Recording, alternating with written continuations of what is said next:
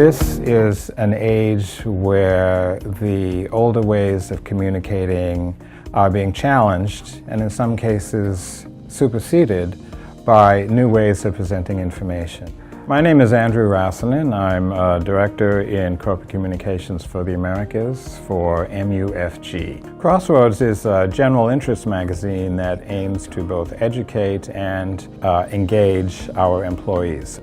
The first 13 issues were published in PDF format, and then we included also a flip book format. But the fact remains that our readership was not growing. We needed this magazine to keep pace with the company and with the interests of our employees.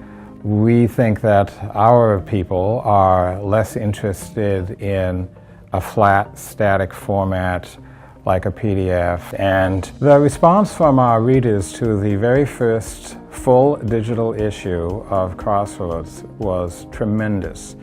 In addition, we had 23,000 page views for that first online issue.